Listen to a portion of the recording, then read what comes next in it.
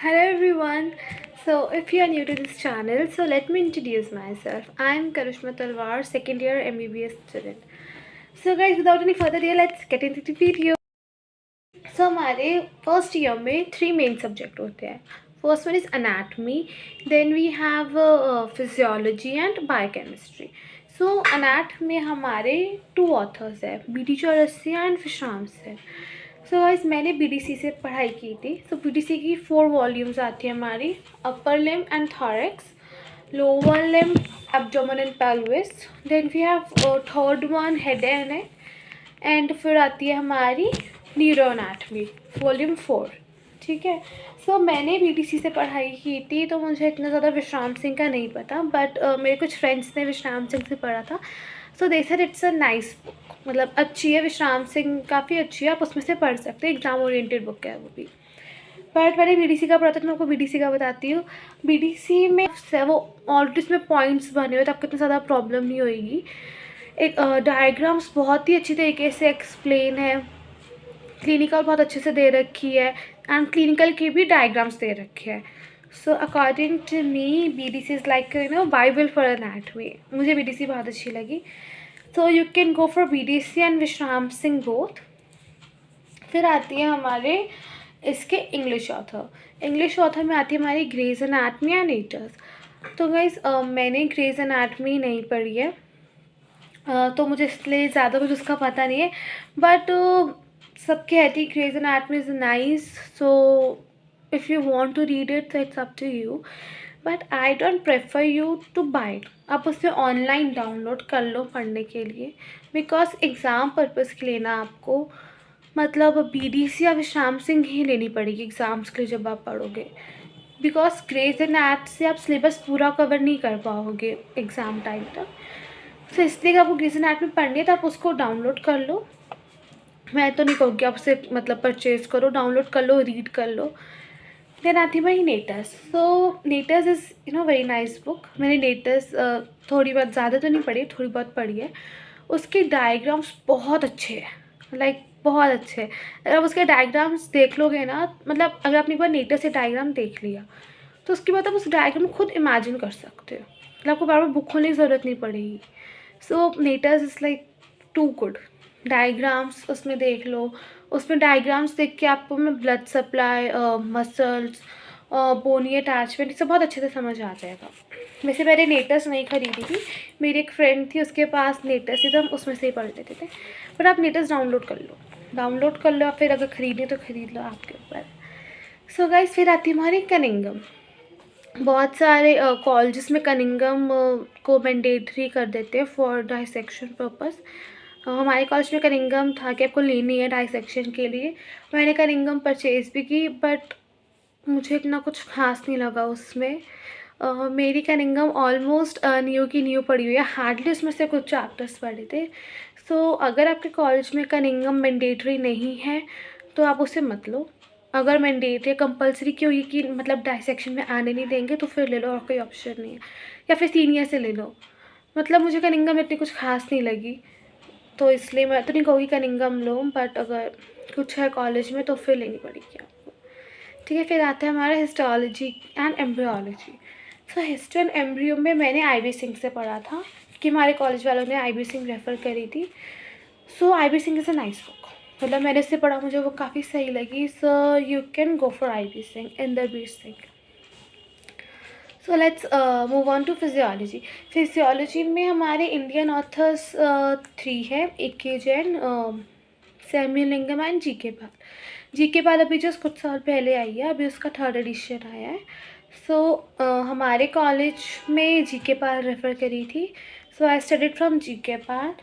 Like starting में initially I found it difficult, but gradually with time I start liking GK Pal. GK Pal में topic थोड़े detailed में दे रखे हैं, बट जब उसे पढ़ोगे ना तो आपको धीरे धीरे अच्छी लगेगी, वो समझ आने लग जाएगा. एंड AK जैन से मैंने कुछ टॉपिक्स कवर किए थे, बट मुझे इतना मज़ा नहीं आया AK जैन पढ़ के, क्योंकि मैंने पहले GK पाल पढ़ ली थी. तो मुझे AK जैन का कंटेंट मतलब थोड़ा कम लग रहा था. But AK Jain is very nice book. Exam oriented book है. उसमें पॉइंट्स की फॉर्म में टॉपिक्स को समझाया हुआ है। जीके पाल में पैराग्राफ्स ज़्यादा है, पॉइंट्स नहीं है, बट एकेजन में पॉइंट्स है। सो एकेजन is like exam oriented book, उसके लिए आप इसे परचेज कर लो विदाउट एनी डाउट। एकेजन is best, but I personally like GK पाल। ये मैंने जीके पाल से पढ़ा है, उसमें डिटेल टॉपिक होते हैं, so that is why. Then we have Sembulingam. So guys, here I am giving you a disclaimer. Don't tell your professor that you studied from Semulingam. I don't know why, but teachers, मतलब professor don't like Semulingam much. Maybe उसमें topics जो होते हैं बहुत ही precise and easy way में दे रखे होते हैं। सेम्युलिंगम में सुपरफिशियली टॉपिक्स कवर कर रखे होते हैं, उसमें डिटेल्ड नहीं दे रखा होता। सो सेम्युलिंगम से ना आपका कॉन्सेप्ट नहीं बिल्ड होएगा, बस ये है कि हाँ आपका एग्ज़ाम के लिए पढ़ोगे तो आपके नंबर आ जाएंगे, बट उससे आपको कॉन्सेप्ट नहीं क्लियर होएगा। So maybe that is why professors don't like Sembulingam much.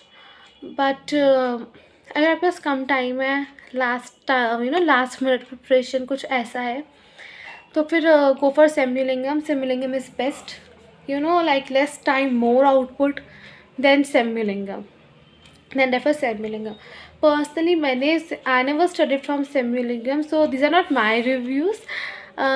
ये मेरे मतलब टीचर्स, प्रोफेसर और जो सीनियर्स फ्रेंड्स वगैरह थे उन सब के रिव्यूज़ है which I am giving to you.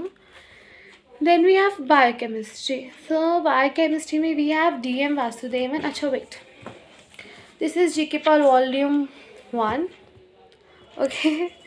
And this is GK Pal volume 2. सो ये हमारी फिजियोलॉजी की थी. हाँ, फिर आते हैं बायोकेमिस्ट्री पे. तो बायोकेमिस्ट्री में हमारे 2 ऑथर्स आते हैं, DM वासुदेवन एंड सत्यनारायण. मुझे तो दोनों बुक्स ही बहुत अच्छी लगी, वासुदेवन एंड सत्यनारायण. बट हाँ, मतलब कहना बहुत ही मुश्किल है कि मैंने दोनों बुक्स से पढ़ा था, तो मुझे दोनों बुक्स अच्छी लगी. बट जो वासुदेवन है ना, उसमें पैराग्राफ की फॉर्म में ज़्यादा दे रखा है. उसमें वासुदेवन में टेबल गिवन है, बट ज़्यादा नहीं गिवन है. सत्यनारायण में टेबल की फॉर्म में ज़्यादा एक्सप्लेन कर रखा है. मतलब वासुदेवन में क्या है कि आपको पैराग्राफ्स दे रखे हैं और कुछ टेबल्स दे रखे हैं. बट सत्यनारायण में ऑलमोस्ट जो भी पैराग्राफ आपको एक्सप्लेन किया है ना, उसका टेबल की फॉर्म में दे रखा है आपको. तो ऐसा है, मतलब दोनों बुक्स में 19-20 का ही फ़र्क है. मुझे दोनों बुक्स बहुत अच्छी लगी, तो इसलिए यू कैन किसी के लिए भी आप कोई परचेज़ कर लो, दोनों बुक्स अच्छी है. फिर आते हैं हमारे इनके English author Lippincott and Harper. So मैंने सब इंडियन ऑथर्स की बुक्स पढ़ी है. I try to study from English author, but I found it bit difficult, so I drop this idea. Okay, yes, see, always remember 2 things. First one, आपने कौन सा topic कौन सी book से पढ़ा है ये मैटर नहीं करता. आपने जो टॉपिक पढ़ा है वो आपको कितना अच्छे से समझ आया, आपका कॉन्सेप्ट कितना क्लियर है. एंड अगर मैं आपको बोलूँ to explain this topic to someone और other student, so how beautifully you can explain it. ठीक है, आप कितने अच्छे से उसे एक्सप्लेन कर पाते हो, ये मैटर करता है. एंड सेकेंडली, आपकी जो नॉलेज है, जो आपके पास इन्फॉर्मेशन है, how you represent your knowledge in exam.